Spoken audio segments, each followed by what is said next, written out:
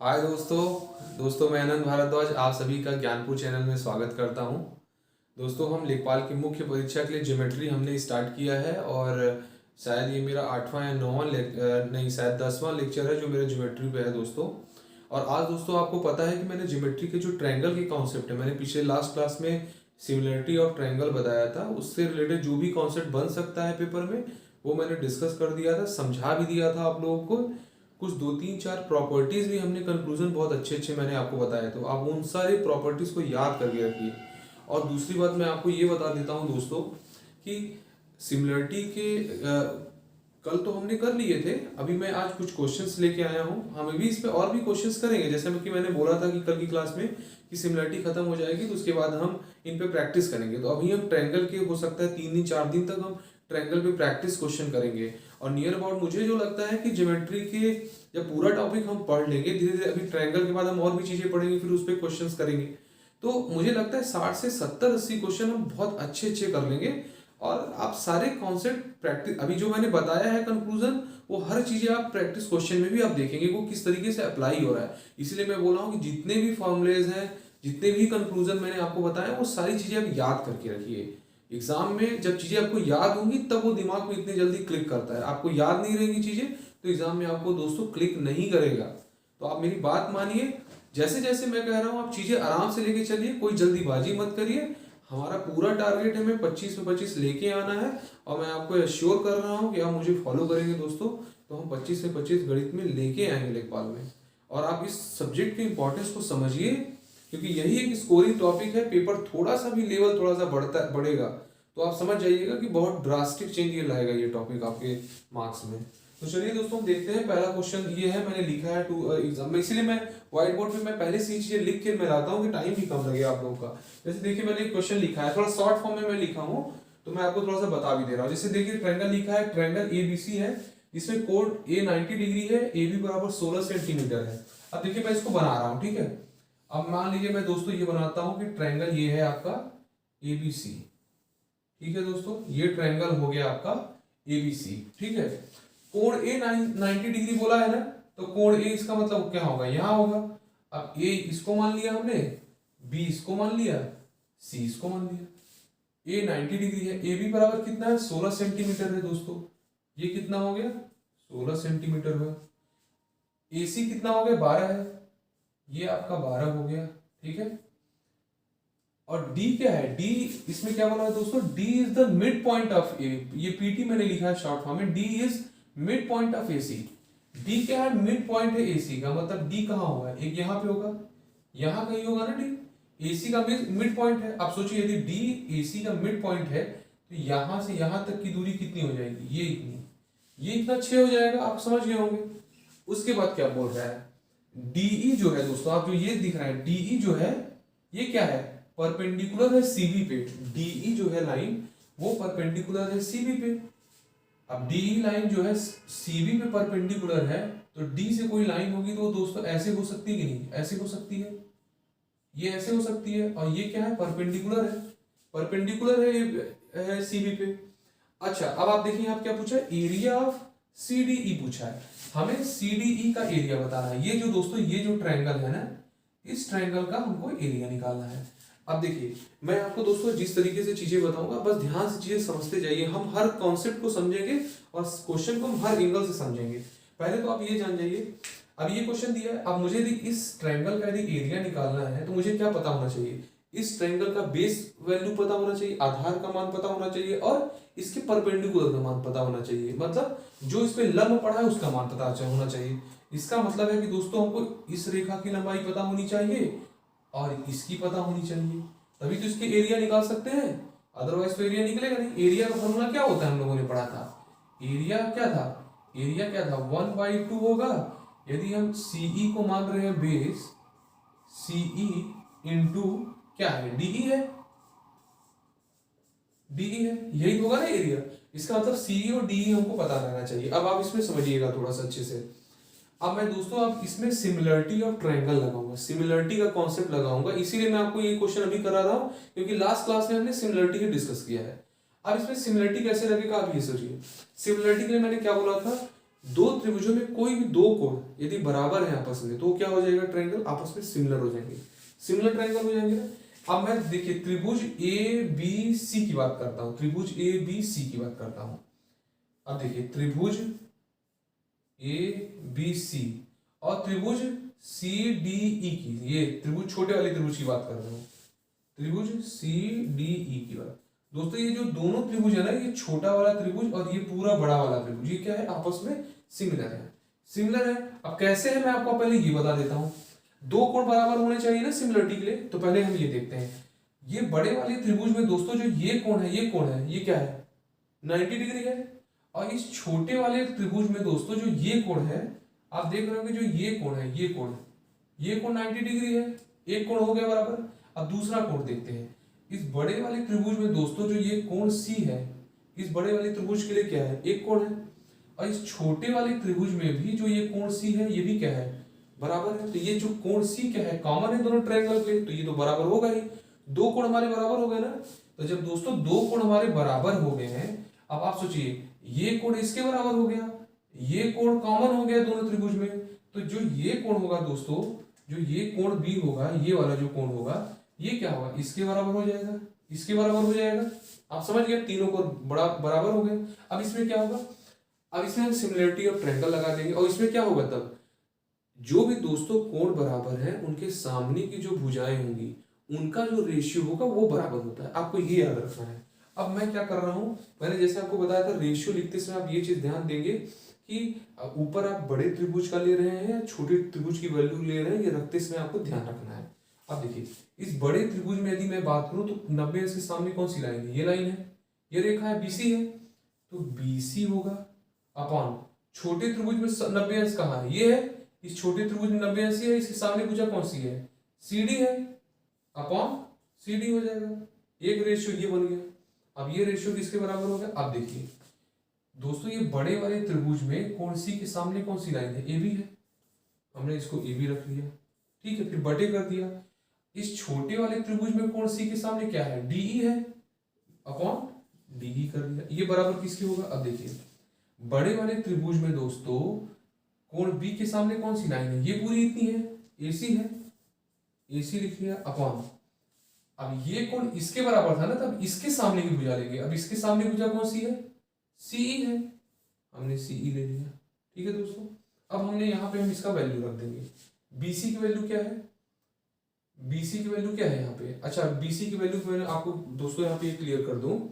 यहाँ पे A B बराबर, तो अच्छा ये भी बराबर देखिए 16 दे रखा था, 12 ये दे रखा था, तो ये वैल्यू क्या हो जाएगी, ट्रिपलेट मैंने आपको बताया था, ट्रिपलेट में मैंने क्या बताया था कि रेशियो 3, 4 और 5 का होता है। कोई ट्रायंगल है, यदि ये 12 है, ये 16 है, आप पाइथागोरस थ्योरम लगा देंगे तो दोस्तों जो ये वैल्यू आएगी ना आपकी, ये जो टोटल वैल्यू आएगी यहाँ से यहाँ तक का मान, यहाँ से यहाँ तक का मान क्या हो जाएगा, 20 हो जाएगा, 20 हो जाएगा। तो बीसी की वैल्यू आपकी क्या आ गई, 20 आ गई, अपॉन सीडी क्या है, यहाँ से यहाँ तक की दूरी सीडी है, ये 6 हो गया, अपॉन ए बी की वैल्यू क्या है, ये यहाँ से यहाँ तक 16 है, डी की वैल्यू क्या है, डी की वैल्यू हमको नहीं पता, डी हम ऐसे रख लिए, ठीक है, अपॉन एसी की वैल्यू क्या है, एसी यहाँ से यहाँ तक है 12, सी की वैल्यू क्या है दोस्तों, सी की वैल्यू यहाँ से यहाँ तक है, हमको नहीं पता, ये ऐसे लिख लिए। अब दोस्तों क्या होगा, एक बार हम इसको ले लेंगे, एक बार इसको ले लेंगे, हमको डी और सी की वैल्यू आ जाएगी। अब यहाँ इस दोनों इक्वेशन को लेंगे, यदि हम इस इक्वेशन को लेंगे तो यहाँ से डी की वैल्यू क्या आएगी, डी की वैल्यू आएगी 16 इंटू 6 अपॉन 20, यही आएगा, 4 से 4 कटेगा, ये 5 कटेगा, क्या आएगा 24 अपॉन 5 आ जाएगा। वैसे दोस्तों यदि इसको और इसको ले लें, इन दोनों इक्वेशन को ले लें, इन दोनों रेशियोज को ले लें, तो यहाँ से सीई की वैल्यू क्या आएगी, सीई बराबर क्या होगा 12, एक मिनट दोस्तों, ये मुझे लग रहा है कि आप लोगों को दिख नहीं रहा होगा, ये अब यहाँ देखिए आप लोग ये चीजें तो समझ गए होंगे अच्छे से।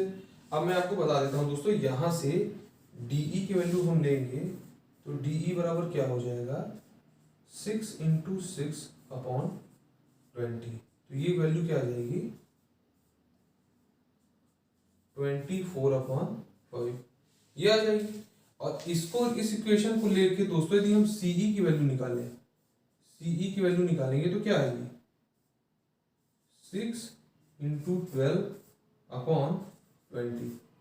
ठीक है, इसको हम काट दिए, 4 3 12 4 5 20, तो सीई की वैल्यू क्या आ जाएगी आपकी 18/5। ये आ जाएगी आपकी वैल्यू, सी की वैल्यू आपकी ये आ गई। अब आपको देखिए दोस्तों डीई की वैल्यू भी पता चल गई और सीई की वैल्यू भी पता चल गई। आप ये समझ जाइएगा, ठीक है। अब आपको यदि यहाँ पे इस फार्मूले पे आप सी और डी की वैल्यू रख देंगे तो आपका एरिया आ जाएगा कि नहीं आ जाएगा। एरिया यदि हम यहाँ से निकाले तो क्या आएगा 1/2। सीई की वैल्यू क्या आ गई आपकी, सी की वैल्यू आ गई 18/5 और डीई की वैल्यू दोस्तों क्या आ गई आपकी 24/5 आ गई। यही आ गई कि नहीं आ गई। अब देखिए आप यहाँ पे वैल्यू निकाल लीजिए, इसको काटना है हमको, बस काट दिए। 24 में 9 से आप मल्टीप्लाई करेंगे दोस्तों, 10 से मल्टीप्लाई करेंगे तो क्या आएगा 240 आएगा। तो 240 में से आप 24 घटा दीजिए, वही आ जाएगा आपका। तो यहाँ पे क्या आ जाएगा आपका 216/25। आप देखिए ऐसी भी चीजों का बुरा भाग करना सीखिए, आप प्रैक्टिस में रहेंगे तभी चीजें आप कर पाएंगे। आप यहाँ पे काटेंगे तो 25 8 आ जाएगा और फिर यहाँ पे आपका क्या आ जाएगा 160 बचेगा। 160 मतलब 6 और ये 4, ये आपका क्या आ गया एरिया आ गया। एरिया आ गया ना, ये सेंटीमीटर स्क्वायर। ठीक है, आप ये एक तरीका तो आप जान गए, आप ये चीजें समझ गए। अब दोस्तों मैं आपको बता रहा हूँ, ये चीजें तो हो गई, ये चीजें तो आप कर ही लिए, आपको ये वैल्यू भी पता चली गई। अब मैं एक आपको अपना तरीका बताता हूँ, ये तो आप समझ ही लीजिए कि ये क्या करना है, इसमें आप तो समझ ही गए होंगे कि भाई कैसे निकालना है, कैसे वैल्यू निकालना है। अब दोस्तों मैं एक अपना तरीका बता रहा हूँ, थोड़ा सा समझिएगा इस चीज को। अब देखिए ये जो डी और इसकी वैल्यू हमने निकाली थी ना, सी और डी की वैल्यू तो हमने निकाली थी।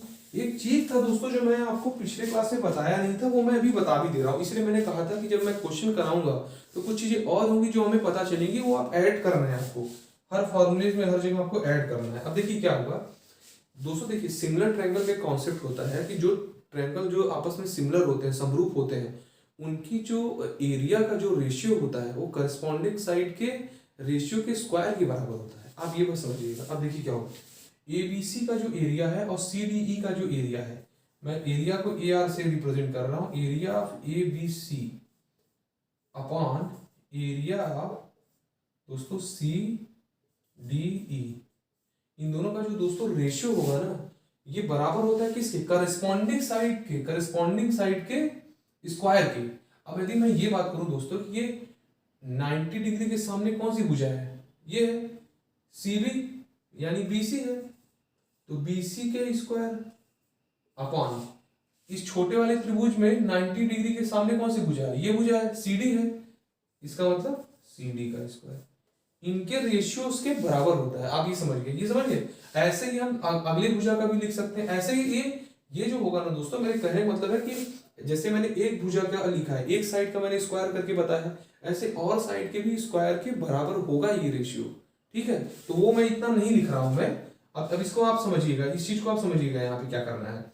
अब देखिए दोस्तों यहाँ पे आपको क्या करना है, एरिया ऑफ एबीसी क्या है, एबीसी का एरिया क्या है, एबीसी का एरिया क्या है। यदि मैं एबीसी के एरिया की बात करूं तो क्या है यहाँ पे 1/2 AB की वैल्यू कितनी थी 16 थी और AC की वैल्यू कितनी थी 12 थी। काट दिए इसे, कितना आ गया 96 सेंटीमीटर का स्क्वायर, ये वैल्यू आ गई ना। एरिया ऑफ ABC क्या है 96, एरिया ऑफ CD यही तो हमको निकालना है, एरिया ऑफ CD यही तो हमको निकालना है। ठीक है, ये बराबर होगा किसके BC का स्क्वायर। आप देखेंगे BC का स्क्वायर क्या है 20 का स्क्वायर, 20 का स्क्वायर 20 गुणे 20 लिख लिए अपॉन CD का स्क्वायर क्या है, CD का स्क्वायर, CD क्या है आपका 6 इंटू 6 है ना, 6 इंटू 6 है, 6 इंटू 6 है। अब इसको आप काट दीजिए,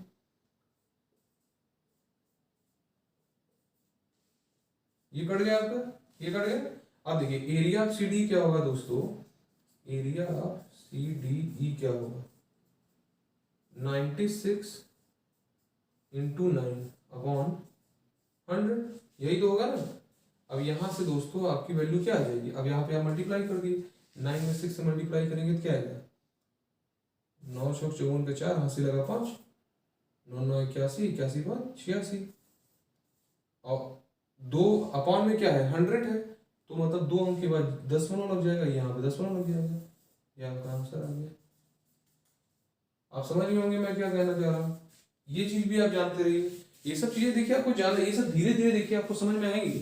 आप सोचेंगे कि एक रात में ये सब चीजें आ जाएंगी, तो एक रात में नहीं आएंगी, आपको थोड़ा सा टाइम देना ही पड़ेगा देखिए। लेकिन आप बच्चों यकीन मानिए, आप चीज़ों को इसी तरीके से आराम से धीरे धीरे करिए और बहुत जल्दी आपको हर चीज़ें बहुत अच्छे से क्लियर भी हो जाएंगी और आपको समझ में भी आ जाएगा हर चीज़। अब आपको ये चीज़ समझ गए प्रॉपर इसका सिमिलरिटी का ये क्वेश्चन। अब मैं एक अगले क्वेश्चन पे आता हूँ, बहुत ही बढ़िया क्वेश्चन है। इसको भी आप लोग बहुत अच्छे से समझिए, वही वाला कॉन्सेप्ट इसमें भी लगा है। मैं सिमिलरिटी के ही 3 क्वेश्चन, अच्छे क्वेश्चन इसलिए मैं आज करा रहा हूँ। अब देखिए दोस्तों, दूसरा क्वेश्चन क्या है, एक त्रिभुज है ABC, ठीक है, त्रिभुज है ABC, मैंने ये लिया त्रिभुज दोस्तों, ABC है ना, A B और C, ये त्रिभुज हो गया। इसका एरिया दे रखा है 44 सेंटीमीटर। D तथा E जो है, D और E जो है वो BC तथा AB के मध्य बिंदु है। AB के यहां दोस्तों लिख लीजिए क्रमशः मध्य बिंदु है, ठीक है। मतलब D क्रमशः का मतलब क्या होता है, D BC का मध्य बिंदु है और E क्या है, AB का मध्य बिंदु है। D जो है BC का मध्य बिंदु है, मतलब D मान लीजिए यहाँ पे कहीं होगा, ये D है। और E क्या है, AB का मध्य बिंदु है, AB का है मतलब यहाँ पे मैं चलिए मान लेता हूँ मध्य बिंदु है, ठीक है। अब इन दोनों को क्या करिए दोस्तों, मिला दीजिए कम से कम, ये मिला दिया हमने, ठीक है। उसके बाद पूछा है BDE का क्षेत्रफल पूछा है। अब दोस्तों देखिए हमारे क्वेश्चन में दिया क्या रखा है, ABC का जो दोस्तों एरिया है वो दे रखा है, वो कितना है 44 है। अब पूछ किसका रहा है, BDE का पूछ रहा है, BDE का पूछ रहा है एरिया। ये एरिया की बात कर रहा हूं मैं, आपको बता दे रहा हूं, इसलिए ये ABC का एरिया 44 दे रखा है, अब BDE का एरिया इन्होंने पूछा है, BDE का एरिया पूछा है। अब देखिए अगेन हम इसमें, अब इसमें पहली बात तो आप ये समझिए, जो D है और जो E है ये क्या है, इन दोनों लाइनों का क्या मध्य बिंदु है। और दोस्तों आप ये बात समझ जाइएगा, जब भी ऐसा कोई क्वेश्चन आएगा, हमेशा जब भी ऐसा कोई क्वेश्चन आएगा आप ये समझ जाइएगा, ठीक है, कि जो DE होगा यदि इसका मध्य बिंदु है तो जो DE की लंबाई होगी, DE बराबर जो होगा वो 1/2 ऑफ AC होगा। DE क्या होगा, 1/2 ऑफ AC होगा। ये था देखिए दोस्तों कॉन्सेप्ट, इस क्वेश्चन का यही है कॉन्सेप्ट मेनली। ये चीज जिसको नहीं समझ में आएगा वो क्वेश्चन कर ही नहीं पाएगा। आपको ये समझना है कि जो D है और E है वो क्या है, 1/2 ऑफ AC है। क्वेश्चन में मैंने एक चीज और मुझे लगता है नहीं लिखा है, जो दोस्तों DE है ना वो पैरेलल है यहाँ पे AC के, ठीक है। तो यहाँ पे आप क्वेश्चन निकालें, यहाँ मैं लिख रहा हूँ if DE is parallel of AC, DE parallel है AC के, ठीक है। D क्या है दोस्तों, 1/2 ऑफ AC हो जाएगा, आप ये समझिए। अब यहाँ पे भी हम क्या करेंगे, सिमिलरिटी लगाएंगे। एक छोटा ट्रायंगल, ये देखिए आप ये समझ जाइए दोस्तों, जब भी किसी ट्रायंगल के अंदर आपको ट्रायंगल दिख जाए तो सोचिएगा वहां पे तुरंत एक बात आपके दिमाग में तुरंत आ जानी चाहिए कि यहाँ पे सिमिलरिटी का कॉन्सेप्ट लग सकता है। अब यहाँ पे देखिए ये ट्रायंगल है, इस ट्रायंगल के अंदर एक हमने लाइन खींच दी तो ये ट्रायंगल और बन गया ना। अब यहाँ पे आप दिमाग लगाइए कैसे सिमिलरिटी लग सकती है। सिमिलरिटी के मैंने क्या बोला, 2 कोण आपस में बराबर होने चाहिए। अब आप देखिए ये जो कोण B है दोस्तों, ये छोटे त्रिभुज और बड़े त्रिभुज के लिए दोनों के लिए कॉमन है, एक कोण तो हमारा बराबर हो गया। अब दूसरे कोण की बात में आते हैं, जब दोस्तों ये लाइन और ये लाइन आपस में पैरेलल हो गई, यदि पैरेलल हो गई तो जो इनके ये कोण होंगे, ये कोण आपस में बराबर होंगे कि नहीं होंगे, ये कोण आपस में बराबर होंगे, क्योंकि मैंने बताया है जब किसी 2 समानांतर रेखाओं के ऐसे ट्रांसवर्सल लाइन काटती है दोस्तों, ये कोण और ये कोण आपस में बराबर होता है। तो यही चीज हमने यहाँ लगा दी है, ये समानांतर रेखाएं हैं, ये तिरछी रेखा इसको काट रही है तो ये कोण इसके बराबर हो जाएगा, ये कोण इसके बराबर हो जाएगा, ठीक है। अब ये क्या हो गया, सिमिलर हो गया ट्रायंगल। अब जब सिमिलर हो गया ट्रायंगल तो आपको ये पता होना चाहिए यहाँ पे भी क्या होगा, वही सिमिलरिटी का कॉन्सेप्ट लगेगा। अब सिमिलरिटी के कॉन्सेप्ट लिए आप ये सोचिए क्या होगा, इस बड़े वाले ट्रायंगल के लिए यदि मैं बात करूं दोस्तों, मैंने आपको एक थ्योरम भी इसका मैंने बताया हुआ था कि इसको थेल्स थ्योरम भी बोलते हैं, मैंने ये आपको पढ़ाया भी था, पिछली वाली क्लास में मैंने समझाया भी था। इसमें भी क्या होगा, थेल्स थ्योरम क्या था, हमने ये बताया था यहीं पे।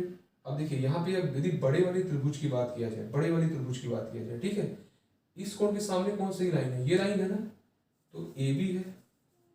और ये कोण इसके बराबर है ना। अब इसके सामने कौन सी लाइन है, बीई है, तो ए बी अपॉन बी होगा वो बराबर होगा किसके, बड़े वाले त्रिभुज में दोस्तों इस कोण के सामने कौन सी लाइन है, ये है बी सी, और छोटे वाले त्रिभुज में इस कोण के सामने क्या है, बी डी है बराबर। और बड़े वाले त्रिभुज में दोस्तों इस बी के सामने कौन सी है, कोण बी के सामने ए सी है, और छोटे वाले त्रिभुज में कोण बी के सामने क्या है, डीई है। ये हो गया, आप समझ गए होंगे। अब यहाँ पे आपको यही लगाना है। अब चीज यहाँ पे समझिए, एक ये चीज आप कॉन्सेप्ट तो समझ गए होंगे। ये सिमिलरिटी यहाँ पे लग गया, यहाँ सिमिलरिटी लग गया है, यहाँ के इसके लिए क्या होगा, ये तो रेशियो बराबर होंगे। अब हमको लेकिन निकालना क्या है, एरिया निकालना है। अब एरिया निकालने के लिए दोस्तों आपको ये समझ में आना चाहिए, मैंने क्या बताया था कि जस्ट पिछले वाले क्वेश्चन में, कि एरिया का जो रेशियो होता है वो करस्पॉन्डिंग साइड के स्क्वायर के रेशियो के बराबर होता है, स्क्वायर के रेशियो के बराबर होता है। अब देखिए, यदि हम area of A B C जो होगा upon area of B D E, ये बराबर क्या होगा, ए बी सी में करस्पॉन्डिंग साइड के बराबर मैं बात कर रहा हूं। कोण बी के सामने कौन सी, कोई भी एक भुजा हम ले सकते हैं, लेकिन हमें जिसका मान पता है दोस्तों उस पर ही खेल खेलना है। हमें एसी का मान पता है, एसी और डीई के बारे में रिलेशन पता है ना। तो यदि हम यहाँ पे AC अपॉन डी या डी अपॉन AC का कुछ ऐसा रेशियो ला दें तो क्या होगा, 1/2 बच जाएगा। तो कोण बी के सामने यहाँ पे कौन सी भुजा है, AC है अपॉन BDE है, त्रिभुज BDE में कोण बी के सामने क्या है, DE है ना। AC अपॉन DE आ गया कि नहीं। अब AC अपॉन DE का वैल्यू यदि मैं यहाँ से निकालूं तो क्या आएगा दोस्तों, AC अपॉन DE क्या होगा, यहाँ से AC अपॉन DE निकालूं तो क्या आएगा, 2 आएगा ना। तो यहाँ पे क्या हो जाएगा, ये क्या होगा, ये तो इसका स्क्वायर होता है, तो यहाँ पे क्या होगा, 2 का स्क्वायर आ जाएगा। तो अब आप ये समझिए, ये तो आप ये समझिए 2 का स्क्वायर आ जाएगा। अब आप यहाँ पे दोस्तों समझिएगा, अब क्या करेंगे हम, यहीं पे ये चीज मैं लिख लेता हूँ यहाँ पे, आप ये समझिएगा। एरिया ऑफ एबीसी क्या है, और इसमें क्या पूछा, एरिया ऑफ एबीसी क्या दिया था क्वेश्चन में, 44 दिया था कि नहीं। एबीसी का एरिया 44 दिया है ना, ये हम लिख लिया 44। इसका एरिया हमको निकालना है ना, बीडीई का, बीडीई लिख लिया अपॉन, ये क्या है 4 अपॉन, यही तो है ना, 4 से कट गया 11 बचा, मल्टीप्लाई कर दिए। तो दोस्तों जो ये बीडीई का एरिया है वो क्या आ गया, 11 आ गया कि नहीं आ गया, समझ में आ गया कि नहीं आपको, ये समझ आ गया होगा दोस्तों आपको। आप सोचिए ये क्वेश्चन बहुत ही, मैं जो भी क्वेश्चन लेके आया हूं ना दोस्तों, मैं इसीलिए मैं लाया हूँ, बहुत सिलेक्टेड क्वेश्चन लाया हूँ। आप देख रहे होगे कि इतना टाइम लग रहा है एक एक क्वेश्चन के लिए, क्योंकि मैं कोई भी कॉन्सेप्ट आपका मिस नहीं कर रहा हूँ और मैं चीजें इस तरीके से बता रहा हूँ। तो दोस्तों आप ये चीजें समझिए, ये चीजें एक एक चीजों को मैंने 2-2 3-3 तरीके से आपको समझाया है, क्योंकि कोई भी कॉन्सेप्ट आपका मिस ना होने पाए। इसमें मैं 2 ही क्वेश्चन कराऊंगा, लेकिन मैं इस तरीके से कराऊंगा कि आप उससे रिलेटेड कोई भी क्वेश्चन आए तो आप कर पाए। तो दोस्तों आपको ये चीज समझ में आ गया होगा, मुझे लग रहा है क्लास बड़ी हो रही है। अब मैं अगला जो क्वेश्चन है वो हम लोग नेक्स्ट क्लास में करेंगे। आप इस क्वेश्चन को दोस्तों आप ले जाके आप खुद से एक बार प्रैक्टिस करिएगा, आप खुद से एक बार ट्राई करिएगा इस क्वेश्चन को, और बिना देखे आप ट्राई करिएगा। आप क्वेश्चन को नोट कर लीजिए, अभी आप समझ लिए होंगे। अब इसके बाद अपने कॉपी में आप खुद से इसको क्वेश्चन को ट्राई करिएगा बिना देखे सॉल्यूशन। जब आप कहीं फंसिएगा तो फिर आप देखिएगा सॉल्यूशन। और दोस्तों मैं बता दूं, आपने यदि पिछले क्लासेस नहीं देखी हैं तो आप एक बार जाके पिछली क्लासेस को आप जरूर देखिए। जब आप उन चीज़ों को देख लेंगे, जैसे मैंने सिमिलरिटी पढ़ाया वो देख लेंगे, वो सारे थ्योरम्स आप देख लेंगे, जो मैंने कंक्लूजन निकाले थे वो आप देख लेंगे, तो आपको फिर ये सब चीज़ें इतनी टफ लगेंगी नहीं, ये सब फिर चीज़ें आपको आसान लगेंगी। तो आप एक बार उनको जाके दोस्तों देखिए। मेरा वीडियो अच्छा लगा है दोस्तों तो अधिक से अधिक लोगों को इसको शेयर करिए। Thank you very much.